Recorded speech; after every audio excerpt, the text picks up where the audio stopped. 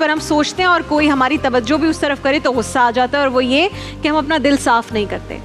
اس کی صفائی نہیں ہوتی, پنکھے صاف ہو جاتے ہیں, پردے ہو جاتے ہیں, سب گھر کی صفائی ہوتی ہے رمضان سے پہلے, دلوں کی صفائی نہیں. معاف کرنے کا جو یہ عمل ہے, اس کے بارے میں آج کا یہ دن کیا میسج دیتا ہے؟ بسم اللہ الرحمن الرحیم. فتح مکہ کا دن ہے, اور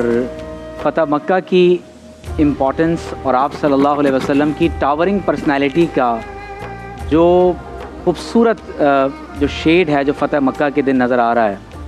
اگر اس کی حقیقت کو پہنچنا ہے تو آپ 13 برس کی وہ زندگی دیکھیں جب آپ صلی اللہ علیہ وسلم مکہ مکرمہ میں تشریف فرما ہیں. حضور علیہ الصلوۃ والسلام کے صحابہ کرام تکالیف اور مصائب و آلام کا سامنا کر رہے ہیں. آپ علیہ الصلوۃ والسلام پر نعوذ باللہ سنگ باری کی جا رہی ہے, یہاں تک کہ سفر طائف پیش آتا ہے. حضور علیہ الصلوۃ والسلام کو نعوذ باللہ ساحر اور مسحور کہا گیا, شاعر اور مجنون کہا گیا, کاہن کہا گیا, نعوذ باللہ من ذالک تکذیب کی گئی. اور ایک وقت تو ایسا بھی آیا کہ آپ علیہ الصلوۃ والسلام حرم مکہ میں نماز ادا فرما رہے ہیں, اور اونٹ کی اوجھڑی حالت نماز میں, حالت سجدہ میں نعوذ باللہ من ذالک نبی کریم صلی اللہ علیہ وسلم کی پشت مبارک پر رکھ دی گئی. اب وہ ہستی کہ جو خود ان 13 برسوں میں اس قدر مصائب و آلام سے گزرے ہوں, اور ان کے صحابہ کرام کو اس قدر مجبور کیا گیا ہو کہ 3 سال شیب ابی طالب کے ہیں جس میں سوشل بائیکاٹ کیا گیا, حبشہ کی طرف ہجرت پر مجبور کیا گیا, یہاں تک کہ قتل کا منصوبہ بنایا, اور آپ علیہ الصلوۃ والسلام خود ہجرت فرما کر مکہ مکرمہ سے یثرب کی طرف آئے, جو بعد میں آپ کے دم قدم سے مدینہ طیبہ بنا. اب آپ اندازہ کیجئے کہ اس کے بعد بھی انہوں نے چین سے بیٹھنے نہ دیا, جھڑپیں ہو رہی ہیں, غزوہ بدر ہے, غزوہ احد ہے, غزوہ خندق اور غزوہ احزاب جسے کہا جاتا ہے. اتنی جنگوں کے بعد جب صلح حدیبیہ ہو جاتی ہے اور آپ صلی اللہ علیہ وسلم مکہ مکرمہ میں فاتح بن کر داخل ہو رہے ہیں, تو ایسے وقت میں رسول اللہ صلی اللہ علیہ وسلم نے اپنے جانی دشمنوں کو معاف فرما دیا, اور فرمایا کہ آج جنگوں کا دن نہیں ہے بلکہ آج رحم کرنے کا دن ہے, معاف کرنے کا دن ہے. یہاں تک کہ ابو سفیان جو اس وقت تک مسلمان نہیں ہوئے تھے, اور ان تمام تر ماضی کے قصوں میں وہ ایک لیڈر کے طور پر کردار ادا کرتے رہے, آپ علیہ الصلوۃ والسلام نے فرمایا کہ اگر کوئی ابو سفیان کے گھر میں داخل ہو جائے تو انہیں بھی میں امان عطا کرتا ہوں. میں یہاں پر ایک چیز ایڈ کرنا چاہتا ہوں کہ آپ صلی اللہ علیہ وسلم کے سیرت اور کردار کے ان تمام تر واقعات میں جو سب سے امپورٹنٹ بات ہے وہ یہ ہے کہ ہم نے عملی پہلوؤں کو نظر انداز کر دیا ہے. نعوذ باللہ من ذالک قرآن مجید کو یا تو یوں سمجھا جاتا ہے کہ یہ دنیا سے جانے کے بعد آخرت میں کامیابی کی کتاب ہے, جنت میں کتنے درخت ملیں گے, ثواب کتنا عطا ہوگا, یقیناً ایسا ہی ہے. لیکن اس کتاب ہدایت کا سب سے پہلا مرکزی نقطہ یہ ہے کہ انسان اس دنیا میں اس سے ہدایت حاصل کرے. دوسری بات یہ ہے کہ آپ صلی اللہ علیہ وسلم کی سیرت طیبہ کو نعوذ باللہ من ذالک محض ایک معجزانہ اسلوب دعوت سمجھ لیا کہ ہم تو آپ صلی اللہ علیہ وسلم کی پیروی کر ہی نہیں سکتے, لہٰذا محض معراج اور دیگر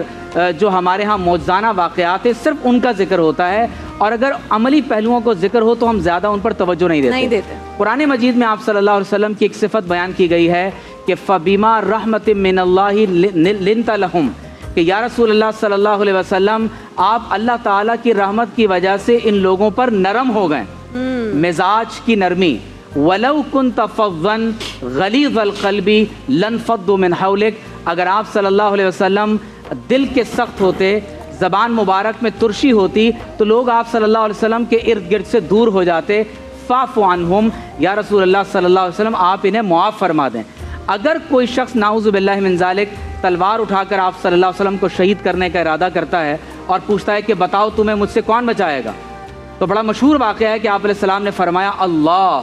اس کے ہاتھ سے تلوار گر گئی, حضور نے وہ تلوار خود اٹھائی اور فرمایا کہ بتاؤ تمہیں مجھ سے کون بچائے گا, اور اس جانی دشمن کو معاف کر دیا. ہند کو معاف کیا, ابو سفیان کو معاف کیا,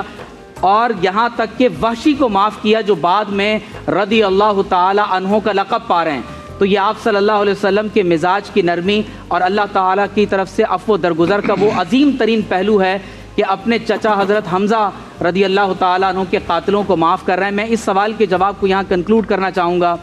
کہ آخری عشرہ شروع ہو رہا ہے,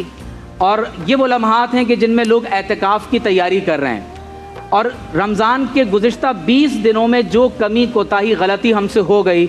ان اگلے آنے والے وقتوں میں لیلۃ القدر کو تلاش کریں، جی۔ لوگوں کو معاف کرنا سیکھیں۔ حضور نے خود فرمایا کہ اس آخری عشرے میں بالخصوص جو اپنے ماتحت لوگوں پر تخفیف کرے گا، درگزر کرے گا، اللہ تعالیٰ اسے جہنم سے آزادی عطا فرمائے گا۔ تو کوشش کیجئے کہ رمضان المبارک کے اس آخری عشرے میں طاق راتوں کو تلاش کریں، قرآن مجید کی تلاوت کریں، کم گوئی کریں اور لوگوں کو معاف کرنا سیکھیں۔ یہ جو اسپریچول ہیپینس ہے، جی انر ہیپینس ہے، یہ صرف آپ کو عبادت اور ریاضت میں نہیں ملتی بلکہ اللہ تعالیٰ کے بندوں کو راضی کرنے میں عطا ہوتی ہے۔ لوگوں کو معاف کرنا سیکھیں۔ آئی ہوپ کہ جب آپ لوگوں کو معاف کریں گے تو حدیث کے لفظ ہیں کہ تم اہل زمین پر رحم کرو، اللہ تعالیٰ تم پر رحم کرے گا۔